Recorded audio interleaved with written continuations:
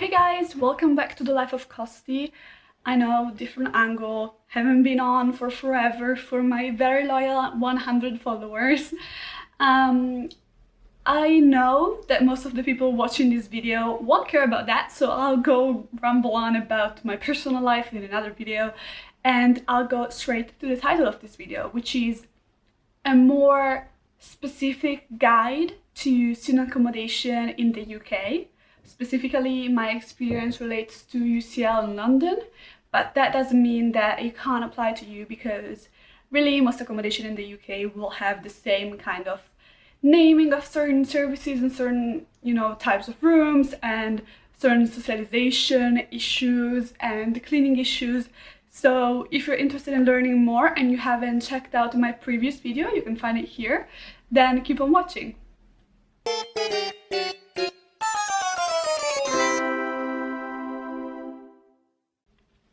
Before I begin, first of all, if I don't cover something that you need, DM me at The Life of Costy on Instagram or leave a comment down below. And if you found this useful, please leave a thumbs up and subscribe.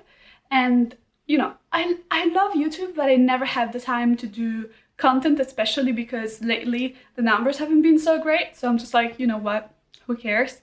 But if you want to see my little face, again, probably with another hair color, I don't feel like there are two videos on my channel that have the same hair color, then, subscribe and help me out.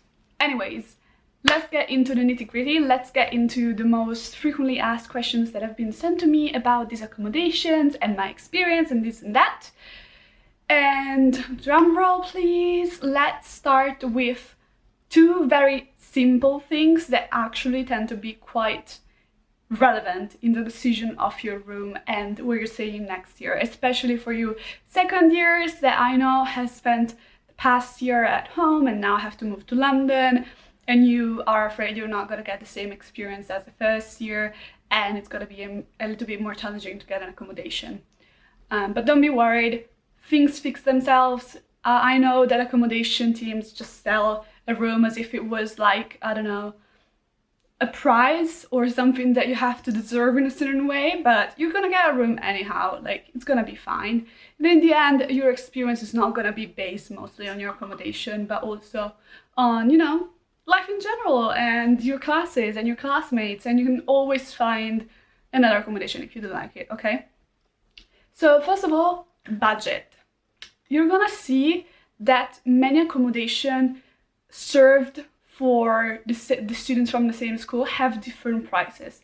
This can vary from the quality and size of the room, but mostly they're based on how far the room is from the university. University tends to be in the city center for London and bigger cities. I don't know about college towns, but I'm pretty sure it kind of goes the same way, because of course you're gonna have higher demand for your accommodations closer to the university and a lesser demand for those further. And yeah, you just learn Econ 101. Now let's go to the second degree or second level of Econ. No. Anyways, so higher demand means higher price, lower demand, lower price. It's pretty easy. What you should expect is, over the price of your accommodation, you need to account for transportation, food, and I'm going to explain why it matters with relation to your accommodation, plus your living expenses. Let's put that you spend £250 a week for super luxurious, super close to university, so central London for my room, okay? And it's probably gonna be super new, and it's probably gonna be state of the art. So for that, you don't have to account for transportation fees, because literally I almost never took the tube in London, just because I like walking and also you don't really need it. And no, it sounds like a great city, but actually it's pretty small, especially the center. I mean, if you want to visit, I don't know, Wimbledon regularly, or if you have relatives in another zone of the city, it might get a little bit more expensive, but that's just for us humble exchange students. We just like to live in the center of the city, and even at night, like, we go just home walking, be careful, but go home walking. So you have no transportation fees. You can probably cook all of your meals at home, but because you can just go home between classes, or you can bring yourself, you know, some packed lunch. So your food expenses will be a little bit lower. Now, it depends also where you get your groceries, but you can go to Tesco, you can go to Salisbury, and you're gonna be fine, unless you're a princess like me and you like to go to Waitrose. But I also don't drink alcohol, so I don't spend money on that. So, you know, the only thing that's gonna be expensive either way is social life at night. I'm not gonna lie, even though there are all kinds of people, they go to all kinds of clubs, having fun in London can be quite expensive if you go the popular student route. So, you know, going to the club, going to the bar, getting drinks. Even if you don't go to those high-end Soho places, still you're gonna spend quite some money. And do count in that the crowd that you hang out with will change based on your accommodation as well. So if you go to an accommodation that maybe can be a little bit more pricey, you're gonna end up with people a little bit more able to pay for certain things. And I mean, that's not an out, so like it's not gonna be like that for sure, but that's something to keep in mind. Whereas if you live, you know, 40 minutes away from your university by tube, you're gonna have to spend money on the tube because it's super expensive in London. I don't know why. And then you're gonna have to think about buying lunch out. Yes, all student unions or guilds do offer some kind of discount for students, and they have affordable meals, but still it's never gonna beat in quality and in cheapness what you can cook at your house. I ought to do some cooking videos for those of you who've never done self-catered, so you never cook your own meals. But also, you know, if you have a catered accommodation, you're just gonna have breakfast and dinner anyways, and so you have to buy your own lunch usually. That depends, but usually it is like that. And, you know, also social life-wise, you're gonna spend even more because, you know, you have to pay for transportation, and at night, especially if you're a girl, you might not want to take your public transportation home, so you have to splurge on an Uber or a taxi or a cab, as they call them in the UK. So that's to keep in mind. Sometimes the price of the accommodation kind of cancels out some of the expenses that you would have for a lower cost accommodation. Okay, already 6 minutes. I don't know how to do this. Anyways, so I also cover distance from school, and I'm just gonna plop in stuff about socialization and shared cooking. And again, I know that they don't seem to relate, but they actually do relate a lot. If you live in a townhouse, so as explained in my previous video, if you want a more thorough explanation of the terms that I'm gonna use right now, just click here. Basically, in a townhouse or any self-catered kind of accommodation, so a 3-bedroom apartment or self-catered like en-suites, you're gonna have to cook on your own.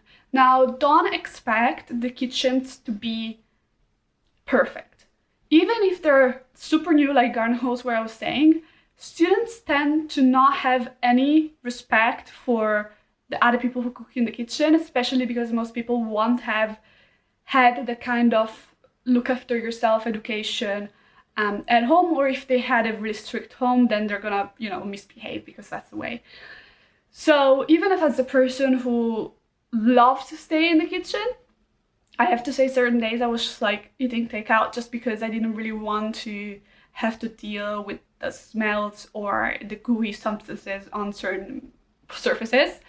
But it's a really great way to meet people, because if you have to eat in the same place, you know, you're always gonna find someone in the common area or in the kitchen or on the couches. They're all kind of like close by usually. And you're always gonna be eating with someone. Plus, you have the freedom of having any kind of food whenever you want, no limits, which means if you have that midnight snack after being in the library until like midnight, then, you know, you can have it. Plus, if you are particular with your food, then I would suggest, you know, going for self-catered, because, yeah, me not like British food. If we can even call it a cuisine. I don't know if you can call it cuisine, but anyways. Hey guys, interrupting schedule programming, so the Costy from the past, to tell you about this. So I was googling a little bit more and I was like, okay, is there any like easier tool that people can use to research accommodations? And guess what I found? There is this thing that's called Amberstudent, and they have more than 100 cities that you can choose from to find more than 20k listings for accommodations, and you just search a room and they have all of the answers, nice descriptions, real people that you can contact with if you have any questions. You finalize when you decide on one accommodation in particular, and they do have private accommodations as well, so it's amazing. Because sometimes it's better to go to private accommodation, sometimes it's worse. It depends on your needs and your budgeting, but they have reasonable prices. And you book it, they have a cancellation policy for COVID, so they back you up, and if you have any questions, you can just contact them. And I was just chatting with them, and they were like, hey, I can send you an affiliate link. And I was like, cool. So click down below if you want to have my personal link and tell them that I sent you because you are nice and you want to help me out. But no pressure at all to use them. It's just I found this tool and I was like, I wish I had it when I was choosing my personal accommodation for first year. So there you go, just putting it there. And now back to the Costanza from the past. Bye guys. Plus, even if you're not like great at cooking and if you don't want to buy, you know, your cooking supplies, Waitrose, Tesco's, they have like pre-made stuff, even Pret. So don't worry, like you'll survive anyways. Or you can have your mother ship you some from home, you know, whatever it goes, it goes. But please don't behave as if you were like a 5-year-old who's leaving food all over the kitchen. I hate that. Anyways, that's that with shared cooking. And also be aware that yes, there are gonna be certain times where you don't really have time for cooking, because you know certain times you have like class at 12 p.m. or 1 p.m. Or you have back-to-back classes. In that case, you can bring you like packed lunch, or you can just go to Pret and eat something there. Really, it's not an issue. But when you go to uni, you're gonna learn that differently from high school. You have to be flexible with your eating times. So sometimes you will end up that you eat lunch at like 4. That's fine. Many times I ate dinner at like 6 because I had the very early lunch. That's fine as well. I'm Mediterranean, so we usually have dinner at 8, so that's something to keep into consideration. That you're always gonna end up having some time. God, I had some friends that were cooking at like 3 a.m. in the morning. Friends. One. And I don't think it's normal, but still, like, you can do it. And that's a great thing about having shared facilities, whereas if you have catered, you know, you have your breakfast and you have your dinner, and if you wake up late, you are pretty much fucked. Congrats.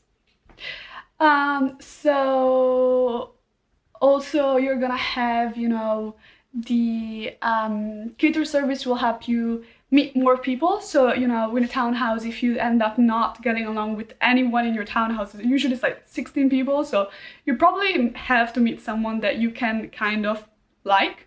But if you don't find anyone, you can still, you know, with the cater, you can have more diversity of people and variety of people, and that helps because you will eat in a communal canteen, but you can't really have your friends over for lunches because they don't have like the card or whatever it's called. Whereas you can give like parties or dinners at your place if you have a self-catered, and you can invite people in. How about we talk about the shared bathroom situation, because that's something that so many people have asked about, and I was so confused and so worried when I first got to London. So townhouses usually have one bathroom for 2 people.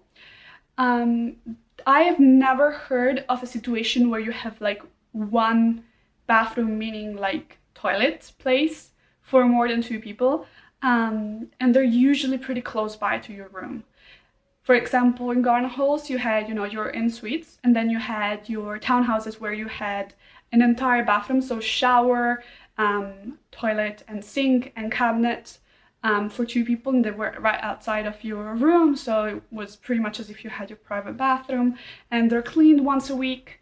And yes, you might have to do some extra cleaning sometime, but I wouldn't say that I spent more than maximum an hour a week to, you know, tidy up my room or tidying up some of the bathroom. Also depends on who you end up with, of course, but I wouldn't worry too much. In case you have an ensuite self-catered, usually they have the bathroom inside, like the toilet and sink in your room, and then you have the shower that's communal.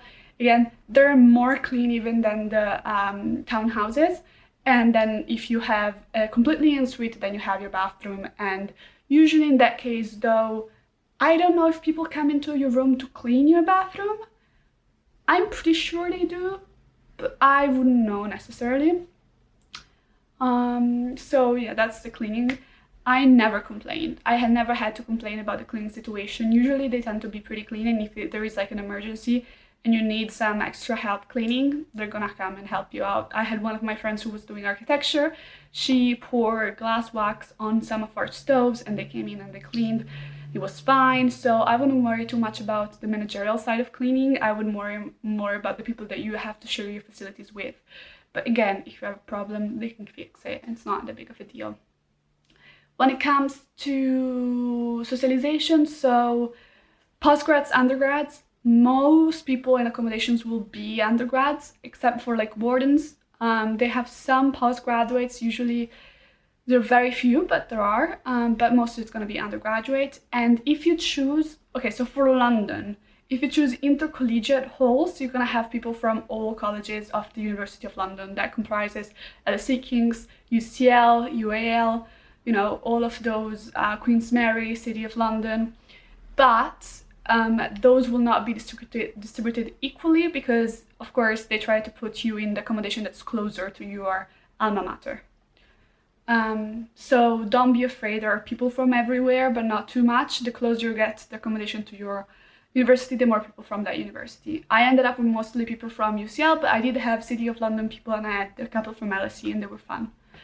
And yes, if you get self-catered, you tend to be separated from other people who have catered, but you do talk with people from other townhouses, or like the Hugh Perry Tower in Garden Hills, which is like kind of a separate, they have a separate entry, but it's like very similar to the main body, and you can still access everywhere inside of your accommodation.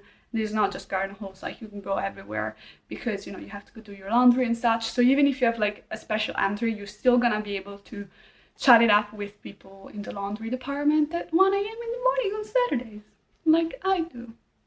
Anyways, so yeah, and again, you know, I had an amazing time with my Townhouse 1 people. If you're looking at this, kudos, I love you guys. But you know, you never know, like fate is unpredictable. What about the difference between a large townhouse and a normal townhouse? So as far as I know, there are like 9 townhouses in garden halls, and they're mostly in Townhouse 1, and that's just for garden halls. And large townhouses have a bigger room and more windows. Me being claustrophobic, I requested one when I did the switch, but again, they're very few and they're very difficult to get. But if you feel like you have a need for a especially big room because maybe you have mobility issues or you're claustrophobic or this and that, do make sure to call and send an email and for them to know that you have this requirement, and that's all accommodation all across the UK. What about... Yeah, well, so many people were like, so you had to go outside. Yeah, I did have a private entrance in Townhouse 1, which was nice because we could have people in even without having to check them in. I never did that, and you shouldn't either. But anyways, so yeah, we did have a private entrance. But I mean, even the people from Hugh Perry Tower, like the night guard was so fun. We had so much fun like talking to him. So I wouldn't worry too much about it. Also, one time I got so wasted that I lost my... It happened one time, okay? For future people looking at this, I got wasted one time. And that one time I lost my key card to get into the house. And usually they make you pay, but if you go at night, like the guard must have seen all of it because he just gave me a key card, because probably I was too confused and out of it to reason about paying and such. He gave me one for free, so you know, it fixes itself. Like, they're used to students. I wouldn't worry too much about it. Yeah, the guy that was arrested in our accommodation, so you know, they've seen worse. Anyways, going on to, yeah, the last thing. I know that so many